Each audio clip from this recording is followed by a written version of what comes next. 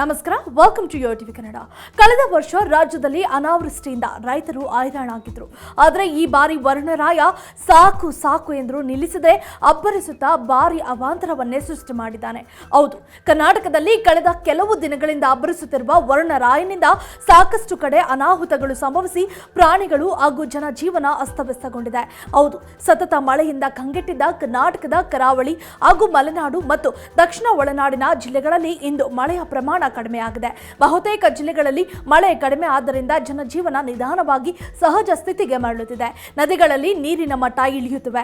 ಕಾವೇರಿ ಕೊಳದ ಮುಖ್ಯ ಜಲಾಶಯಗಳಾದ ಕಬಿನಿ, ಹೇಮಾವತಿ ಮತ್ತು ಕೆಆರ್ಎಸ್ಗಳಲ್ಲಿ ಒಳ ಹರಿವು ಕಡಿಮೆಯಾಗುತ್ತಿದೆ.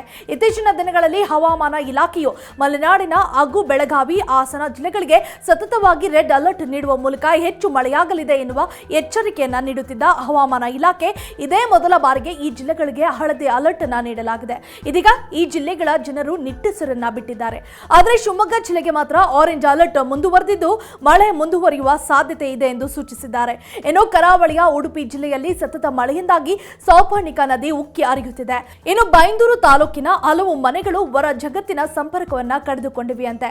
ಜನರು ನಿತ್ಯ ಕೆಲಸಗಳನ್ನ ನಿರ್ವಹಿಸಲು ದೋಣಿಗಳನ್ನ ಆಶ್ರಯಿಸಿದ್ದಾರಂತೆ. ಅದರಂತೆ ದಕ್ಷಿಣ ಕನ್ನಡ, ಉಡುಪಿ ಮತ್ತು ಉತ್ತರ ಕನ್ನಡ ಜಿಲ್ಲೆಗಳಲ್ಲಿ ಅಧಿಕ ಮಳೆಯಾಗುವ ಸಾಧ್ಯತೆ ಇದ್ದು ಗಾಳಿಯು ಗಂಟೆಗೆ 30ರಿಂದ 40 ಕಿಲೋಮೀಟರ್ ವೇಗದಲ್ಲಿ ಬೀಸಲಿದೆ. ಚಿಕ್ಕಮಗಳೂರು ಮತ್ತು ಶಿವಮೊಗ್ಗ ಜಿಲ್ಲೆಗಳಲ್ಲಿ ನಿರಂತರ ಗಾಳಿಯೊಂದಿಗೆ ಭಾರೀ ಮಳೆಯಾಗುವ ಸಾಧ್ಯತೆ ಇದೆ ಎನ್ನಲಾಗಿದೆ. ಕೊಡಗಿನಲ್ಲೂ ಭಾರೀ ಮಳೆಯಾಗುವ ಬಗ್ಗೆ ಹವಾಮಾನ ಇಲಾಖೆ ಮುನ್ಸೂಚನೆ ನೀಡಿದೆ.